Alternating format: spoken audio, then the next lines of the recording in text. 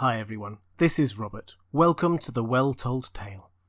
Every week we bring to life the greatest science fiction, fantasy and speculative fiction stories ever written. I am committed to providing these weekly audio narrations free and without adverts in the middle, breaking up the flow of the story. If you'd like to support The Well-Told Tale and get access to some exclusive patron-only benefits, please do consider becoming a patron by visiting patreon.com/thewelltoldtale. There's also a link in the description. Today we start probably the most famous and loved Christmas-themed story of them all, A Christmas Carol. We'll do it over 3 weeks leading right up to Christmas. We all know the story, but no matter how many times we hear it, it retains its magic. What I'll be reading is the original version, published in December 1843. So pull up a chair beside the fireplace, relax, and enjoy A Christmas Carol by Charles Dickens. A Christmas Carol, in prose, being a ghost story of Christmas, by Charles Dickens. Stave 1. Marley's Ghost. Marley was dead to begin with. There is no doubt whatever about that. The register of his burial was signed by the clergyman, the clerk, the undertaker, and the chief mourner. Scrooge signed it. Old Marley was as dead as a doornail. Mind, I don't mean to say that I know, of my own knowledge, what there is particularly dead about a doornail. I might have been inclined myself to regard a coffin nail as the deadest piece of ironmongery in the trade, but the wisdom of our ancestors is in the simile, and my unhallowed hands shall not disturb it, or the country's done for. You will therefore permit me to repeat, emphatically, that Marley was as dead as a doornail. Scrooge knew he was dead? Of course he did. How could it be otherwise? Scrooge and he were partners for I don't know how many years. Scrooge was his sole executor, his sole administrator, his sole assign, his sole residuary legatee, his sole friend, and sole mourner. And even Scrooge was not so dreadfully cut up by the sad event, but that he was an excellent man of business on the very day of the funeral, and solemnized it with an undoubted bargain. The mention of Marley's funeral brings me back to the point I started from. There is no doubt that Marley was dead. This must be distinctly understood, or nothing wonderful can come of the story I am going to relate. If we were not perfectly convinced that Hamlet's father died before the play began, there would be nothing more remarkable in his taking a stroll at night, in an easterly wind, upon his own ramparts, than there would be in any other middle-aged gentleman rashly turning out after dark in a breezy spot, say St. Paul's churchyard, for instance, literally to astonish his son's weak mind. Scrooge never painted out old Marley's name. There it stood, years afterwards, above the warehouse door. Scrooge and Marley. The firm was known as Scrooge and Marley. Sometimes people new to the business called Scrooge Scrooge, and sometimes Marley, but he answered to both names. It was all the same to him. Oh, but he was a tight-fisted hand at the grindstone, Scrooge, a squeezing, wrenching, grasping, scraping, clutching, covetous old sinner, hard and sharp as flint, from which no steel has ever struck out generous fire, secret and self-contained, and solitary as an oyster. The cold within him froze his old features, nipped his pointed nose, shrivelled his cheek, stiffened his gait, made his eyes red, his thin lips blue, and spoke out shrewdly in his grating voice.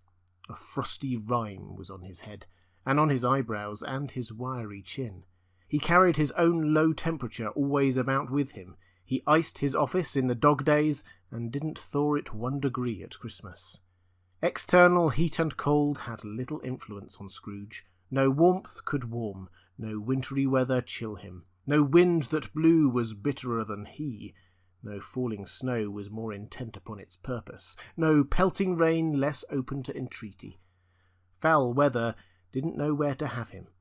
The heaviest rain and snow and hail and sleet could boast of the advantage over him in only one respect. They often came down handsomely, and Scrooge never did.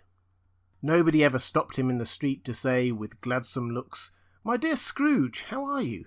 When will you come to see me?" No beggars implored him to bestow a trifle. No children asked him what it was o'clock. No man or woman ever once in all his life inquired the way to such and such a place of Scrooge. Even the blind men's dogs appeared to know him, and when they saw him coming on, would tug their owners into doorways and up courts, and then would wag their tails as though they said, "No eye at all is better than an evil eye, dark master."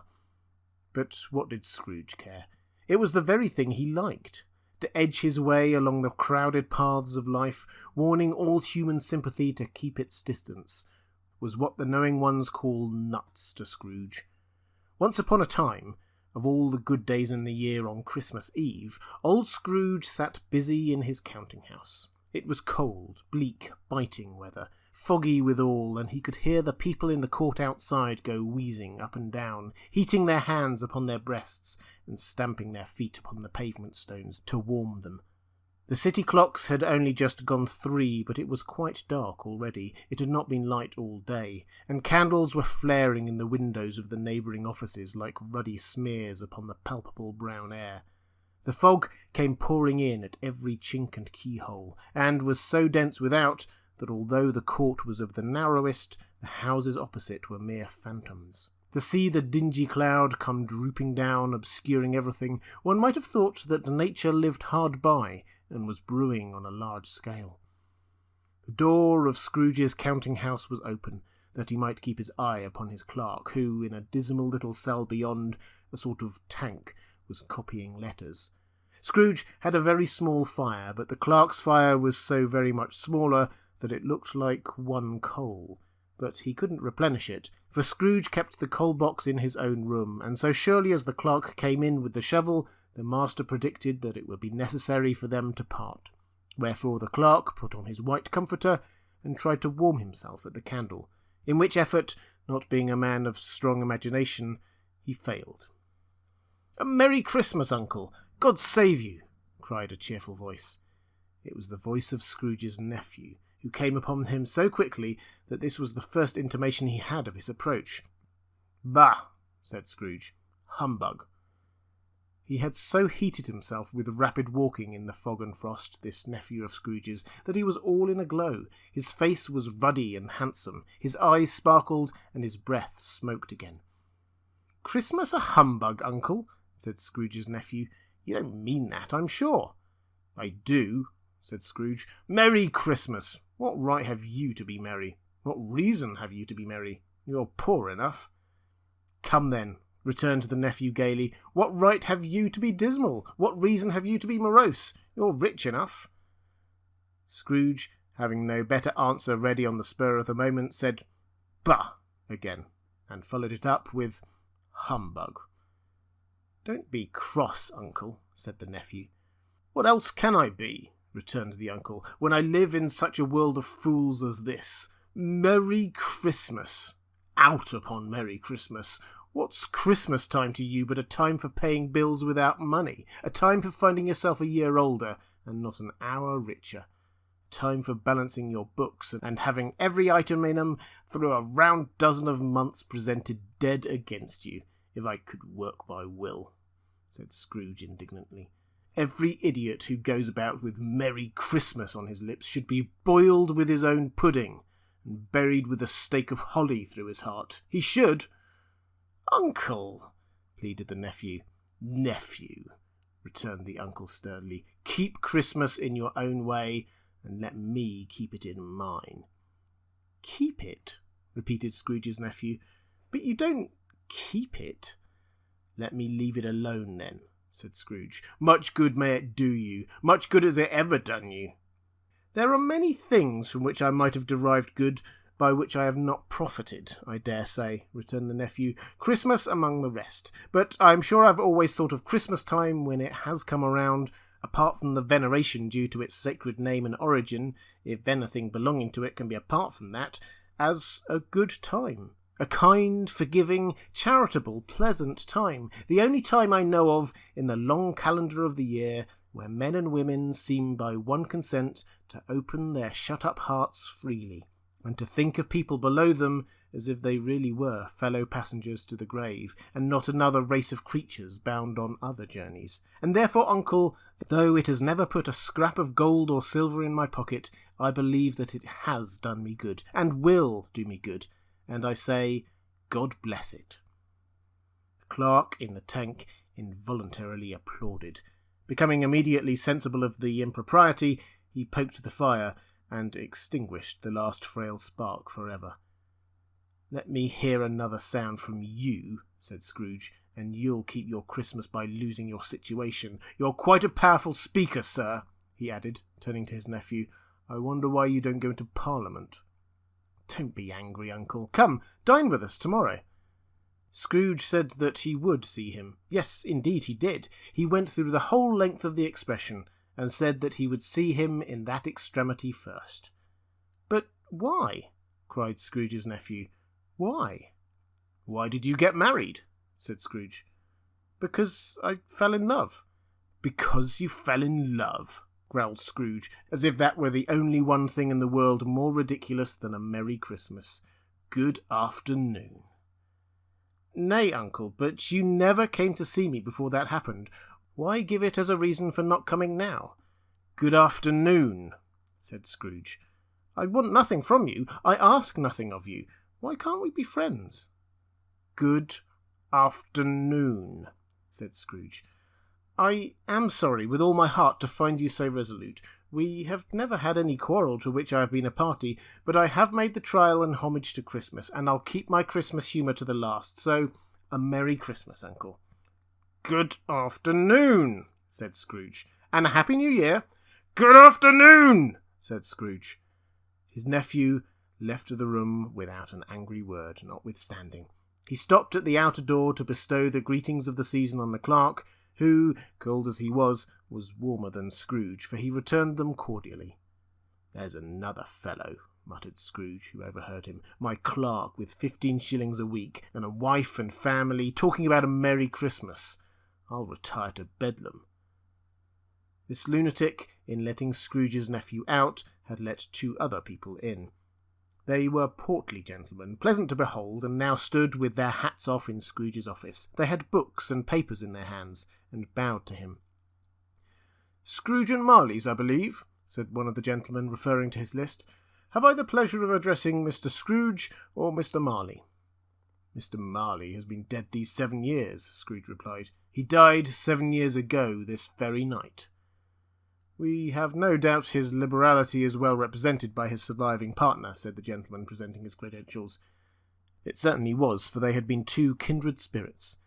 At the ominous word liberality, Scrooge frowned and shook his head and handed the credentials back.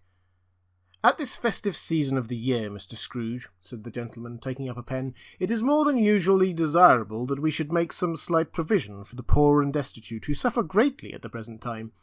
Many thousands are in want of common necessaries. Hundreds of thousands are in want of common comforts, sir." "Are there no prisons?" asked Scrooge. "Plenty of prisons," said the gentleman, laying down the pen again. "And the Union workhouses?" demanded Scrooge. "Are they still in operation?" "They are, still," returned the gentleman. "I wish I could say they were not." "The treadmill and the poor law are in full vigour, then?" said Scrooge. "Both very busy, sir."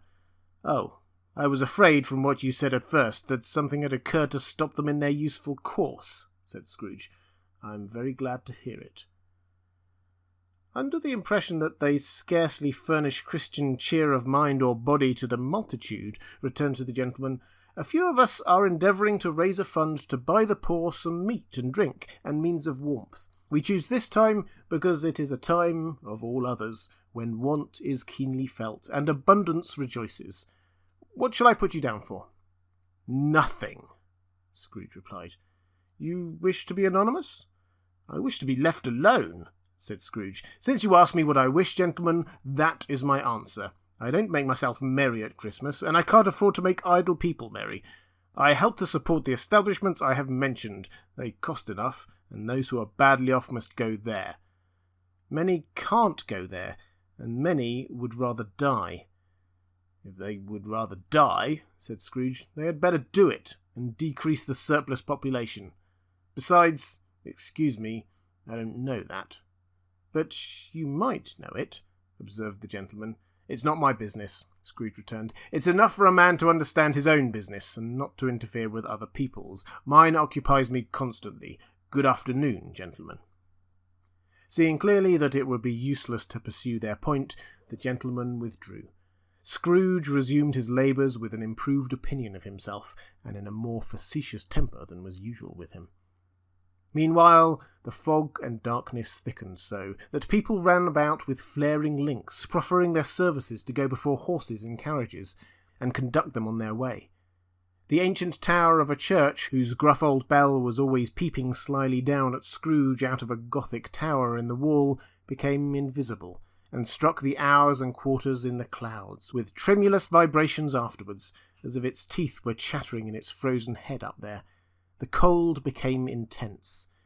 In the main street, at the corner of the court, some labourers were repairing the gas pipes, and had lighted a great fire in a brazier, round which a party of ragged men and boys were gathered, warming their hands and winking their eyes before the blaze in rapture.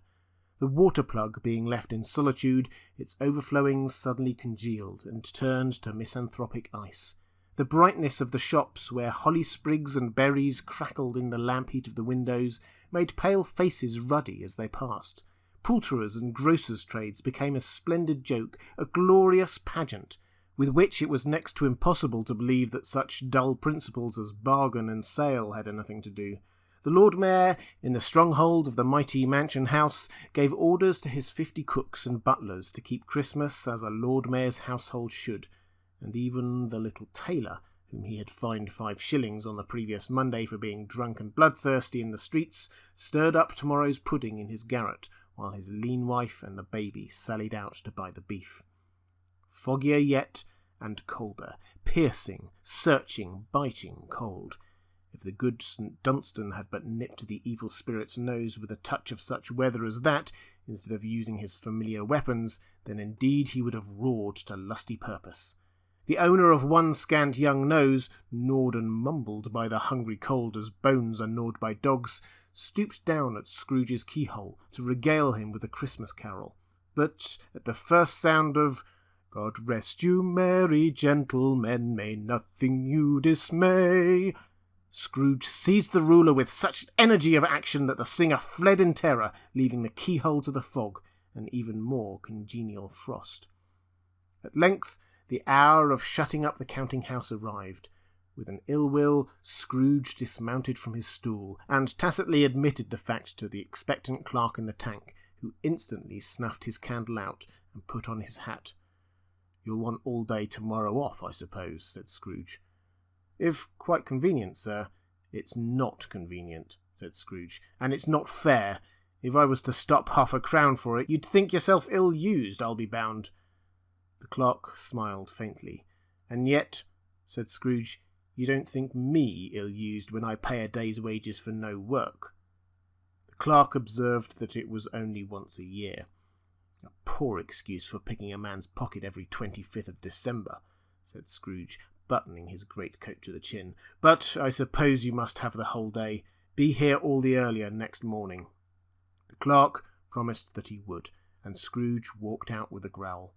The office was closed in a twinkling, and the clerk, with the long ends of his white comforter dangling below his waist, for he boasted no greatcoat, went down a slide on Cornhill at the end of the Lane of Boys 20 times, in honour of it being Christmas Eve, and then ran home to Camden Town as hard as he could pelt to play at blindman's buff. Scrooge took his melancholy dinner in his usual melancholy tavern, and having read all the newspapers and beguiled the rest of the evening with his banker's book, went home to bed. He lived in chambers which had once belonged to his deceased partner. They were a gloomy suite of rooms, in a lowering pile of building up a yard where it had so little business to be, that one could scarcely help fancying that it must have run there when it was a young house, playing at hide-and-seek with other houses, and had forgotten the way out again. It was old enough now, and dreary enough, for nobody lived in it but Scrooge, the other rooms being all let out as offices. The yard was so dark that even Scrooge, who knew its every stone, was fain to grope with his hands. The fog and frost so hung about the black old gateway of the house that it seemed as if the genius of the weather sat in mournful meditation on the threshold. Now, it is a fact that there was nothing at all particular about the knocker on the door, except that it was very large. It is also a fact that Scrooge had seen it night and morning during his whole residence in that place. Also, that Scrooge had as little of what is called fancy about him as any man in the City of London, even including, which is a bold word, the corporation, alderman, and livery. Let it also be borne in mind that Scrooge had not bestowed one thought on Marley since his last mention of his 7 years dead partner that afternoon. And then let any man explain to me, if he can, how it happened that Scrooge, having his key in the lock of the door, saw in the knocker, without its undergoing any intermediate process of change, not a knocker, but Marley's face. Marley's face. It was not in impenetrable shadow, as the other objects of the yard were, but it had a dismal light about it, like a bad lobster in a dark cellar. It was not angry or ferocious, but looked at Scrooge as Marley used to look, with ghostly spectacles turned up on its ghostly forehead. The hair was curiously stirred as if by breath of hot air, and, though the eyes were wide open, they were perfectly motionless. That, and its livid colour, made it horrible. But its horror seemed to be in spite of the face, and beyond its control, rather than a part of its own expression. As Scrooge looked fixedly on this phenomenon, it was a knocker again. To say that he was not startled, or that his blood was not conscious of a terrible sensation to which it had been a stranger from infancy, would be untrue. But he put his hand upon the key he had relinquished, turned it sturdily, walked in, and lighted his candle. He did pause, with a moment's irresolution, before he shut the door, and he did look cautiously behind it first, as if he half expected to be terrified with the sight of Marley's pigtails sticking out into the hall. But there was nothing on the back of the door, except the screws and nuts that held the knocker on, so he said, "Pooh, pooh," and closed it with a bang. The sound resounded through the house like thunder. Every room above, and every cask in the wine merchant's cellars below, appeared to have a separate peal of echoes of its own. Scrooge was not a man to be frightened by echoes. He fastened the door, and walked across the hall and up the stairs, slowly too, trimming his candle as he went. You may talk vaguely about driving a coach and six up a good old flight of stairs, or through a bad young Act of Parliament, but I mean to say you might have got a hearse up that staircase, and taken it broadwise, with the splinter bar towards the wall, and the door towards the balustrades, and done it easy. There was plenty of width for that, and room to spare, which is perhaps the reason why Scrooge thought he saw a locomotive hearse going on before him in the gloom. 6 gas lamps out of the street wouldn't have lighted the entry too well, so you may suppose that it was pretty dark with Scrooge's dip. Up Scrooge went, not caring a button for that. Darkness is cheap, and Scrooge liked it. But before he shut his heavy door, he walked through his rooms to see that all was right. He had just enough recollection of the face to desire to do that. Sitting-room, bedroom, lumber-room, all as they should be. Nobody under the table, nobody under the sofa, a small fire in the grate, spoon and basin ready, and a little saucepan of gruel. Scrooge had a cold in his head, upon the hob. Nobody under the bed, nobody in the closet, nobody in his dressing-gown, which was hanging up in a suspicious attitude against the wall. Lumber-room as usual. Old fireguard, old shoes, 2 fish blankets, washing-stand on 3 legs, and a poker. Quite satisfied, he closed his door and locked himself in. Double-locked himself in, which was not his custom. Thus secured against surprise, he took off his cravat, put on his dressing-gown and slippers, and his nightcap, and sat down before the fire to take his gruel. It was a very low fire indeed, nothing on such a bitter night. He was obliged to sit close to it and brood over it before he could extract the least sensation of warmth from such a handful of fuel. The fireplace was an old one, built by some Dutch merchant long ago, and paved all round with quaint Dutch tiles, designed to illustrate the scriptures. There were Cains and Abels, Pharaoh's daughters, queens of Sheba, angelic messengers descending through the air on clouds like feather beds, Abrahams, Belshazzars, apostles putting off to sea in butterboats, hundreds of figures to attract his thoughts, and yet that face of Marley, 7 years dead, came like the ancient prophet's rod and swallowed up the whole. If each smooth tile had been a blank at first, with power to shape some picture on its surface from the disjointed fragments of his thoughts, there would have been a copy of old Marley's head on every one. "Humbug!" said Scrooge, and walked across the room. After several turns he sat down again. As he threw his head back in the chair, his glance happened to rest upon a bell, a disused bell that hung in the room, and communicated for some purpose now forgotten with a chamber in the highest story of the building. It was with great astonishment, and with a strange inexplicable dread, that as he looked he saw this bell begin to swing. It swung so softly in the outset that it scarcely made a sound, but soon it rang out loudly, and so did every bell in the house. This might have lasted half a minute or a minute, but it seemed like an hour. The bells ceased as they had begun, together. They were succeeded by a clanking noise deep down below, as if some person were dragging a heavy chain over the casks in the wine merchant's cellar. Scrooge then remembered to have heard that ghosts in haunted houses were described as dragging chains. The cellar door flew open with a booming sound, and then he heard the noise much louder on the floors below, then coming up the stairs, then straight towards his door.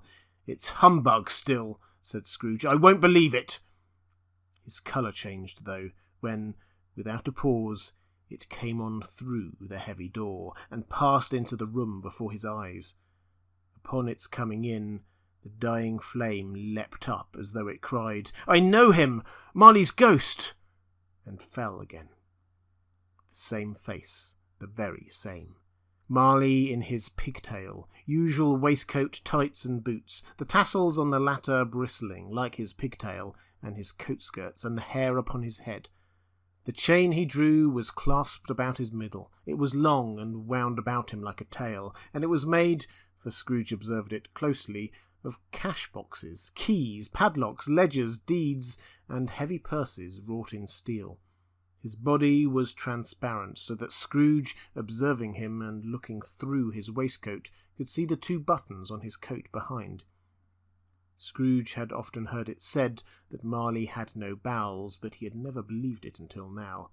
No, nor did he believe it even now, though he looked the phantom through and through, and saw it standing before him, though he felt the chilling influence of its death-cold stare, and marked the very texture of the folded kerchief bound about its head and chin, which wrapper he had not observed before, he was still incredulous, and fought against his senses. "How now?" said Scrooge, caustic and cold as ever. "What do you want with me?" "Much." Marley's voice, no doubt about it. "Who are you?" "Ask me who I was." "Who were you, then?" said Scrooge, raising his voice. "You're particular for a shade." He was going to say "to a shade," but substituted this as more appropriate. "In life, I was your partner, Jacob Marley." Can you sit down?" asked Scrooge, looking doubtfully at him. "I can." "Do it, then." Scrooge asked the question because he didn't know whether a ghost so transparent might find himself in a condition to take a chair, and felt that, in the event of it being impossible, it might involve the necessity of an embarrassing explanation. But the ghost sat down on the opposite side of the fireplace, as if he were quite used to it. "You don't believe in me?" observed the ghost. "I don't," said Scrooge. "What evidence would you have of my reality beyond that of your own senses?" "I don't know," said Scrooge. "Why do you doubt your senses?" "Because," said Scrooge, "a little thing affects them. A slight disorder of the stomach makes them cheats.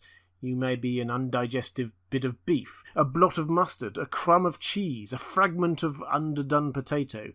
There's more of gravy than of grave about you, whatever you are." Scrooge was not much in the habit of cracking jokes, nor did he feel in his heart by any means waggish then. The truth is that he tried to be smart, as a means of distracting his own attention and keeping down his terror, for the spectre's voice disturbed the very marrow in his bones. To sit staring at those fixed glazed eyes in silence for a moment would play, Scrooge felt, the very deuce with him. There was something very awful, too, in the spectre's being provided with an infernal atmosphere of his own. Scrooge could not feel it himself, but this was clearly the case, for though the ghost sat perfectly motionless, its hair and skirts and tassels were still agitated as by the hot vapour from the oven. "You see this toothpick?" said Scrooge, returning quickly to the charge, for the reason just assigned, and wishing, though it were only for a second, to divert the vision's stony gaze from himself. "I do," replied the ghost. "You're not looking at it," said Scrooge. "But I see it," said the ghost, notwithstanding.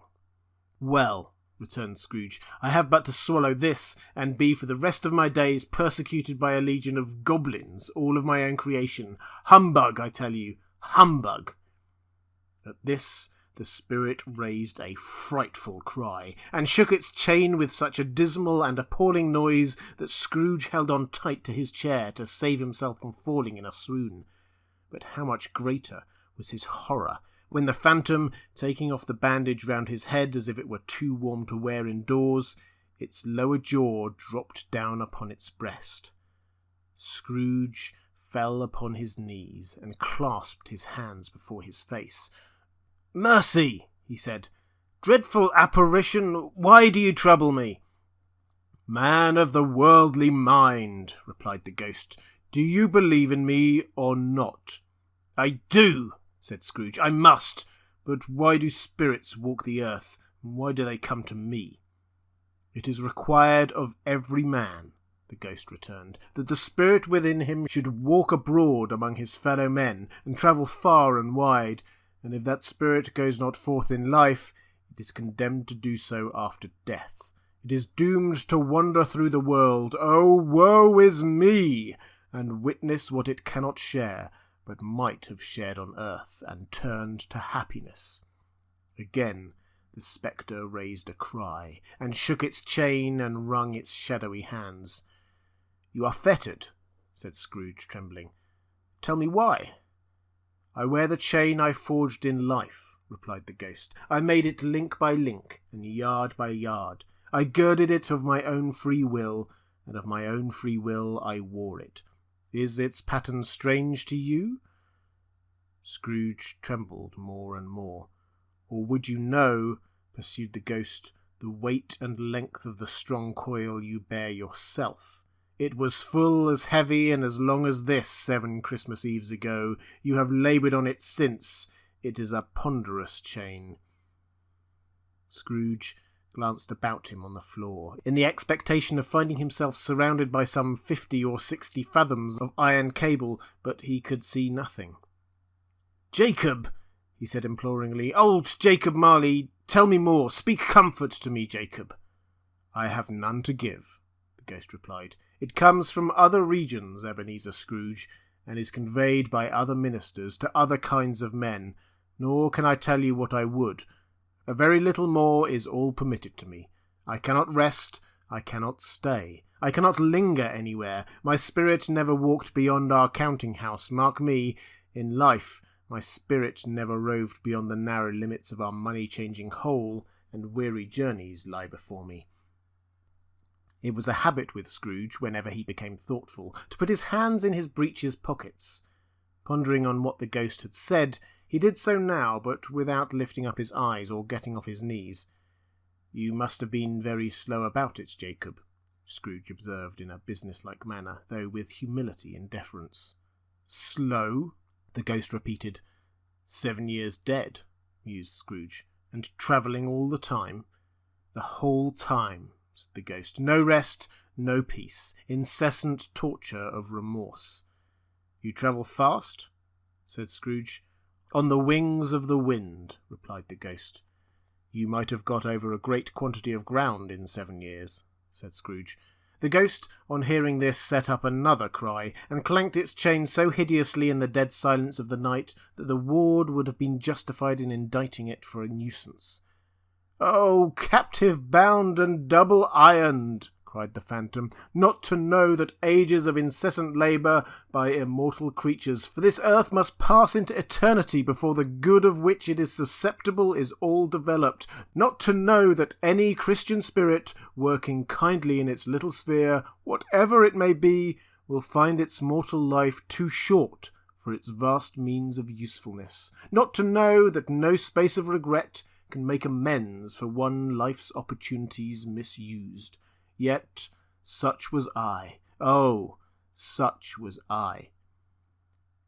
"But you were always a good man of business, Jacob," faltered Scrooge, who now began to apply this to himself. "Business!"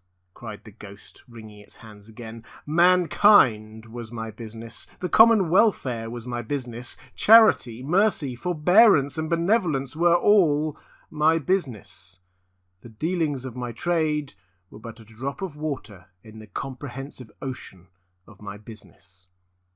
It held up its chain at arm's length, as if that were the cause of all its unveiling grief, and flung it heavily upon the ground again. "At this time of the rolling year," the spectre said, "I suffer most. Why did I walk through crowds of fellow beings with my eyes turned down, and never raise them to that blessed star which led the wise men to a poor abode? Were there no poor homes to which its light would have conducted me?" Scrooge was very much dismayed to hear the spectre going on at this rate, and began to quake exceedingly. "Hear me!" cried the ghost. "My time is nearly gone."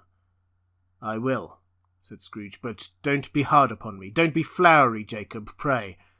How is it that I appear before you in a shape that you can see? I may not tell. I have sat invisible beside you many and many a day." It was not an agreeable idea. Scrooge shivered and wiped the perspiration from his brow. "That is no light part of my penance," pursued the ghost. "I am here tonight to warn you that you have yet a chance and hope of escaping my fate. A chance and hope of my procuring, Ebenezer." "You were always a good friend to me," said Scrooge. "Thank'ee." "You will be haunted," resumed the ghost, "by 3 spirits." Scrooge's countenance fell almost as low as the ghost's had done. "Is that the chance and hope you mentioned, Jacob?" he demanded, in a faltering voice. "It is."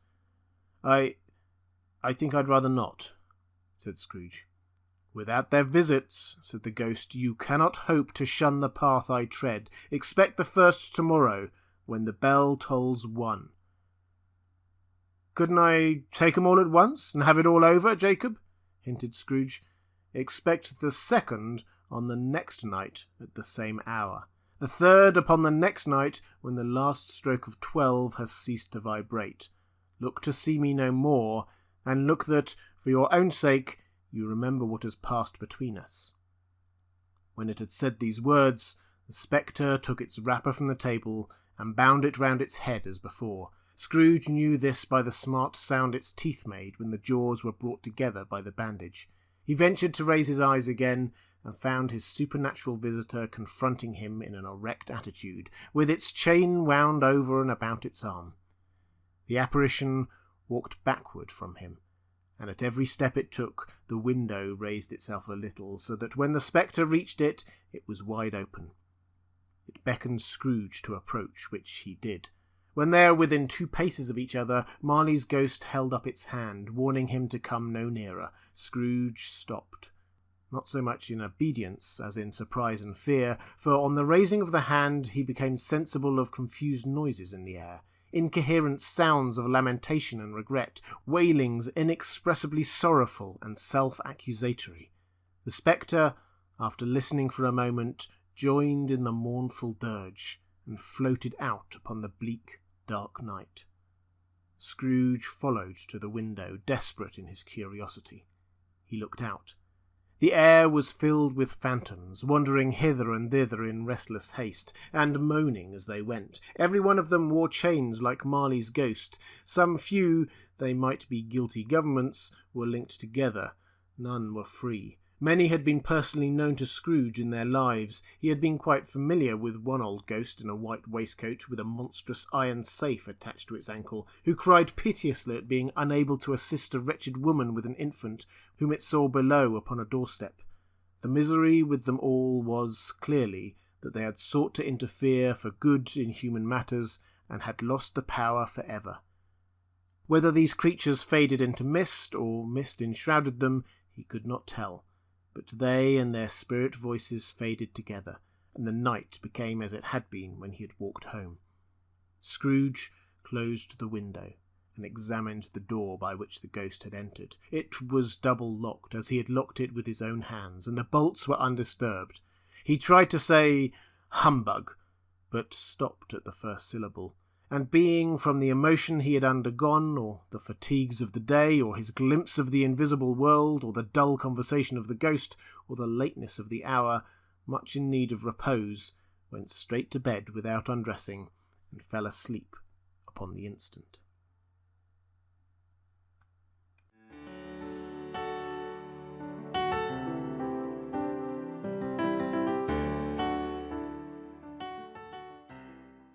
And welcome back. I hope you enjoyed this first instalment of A Christmas Carol by Charles Dickens.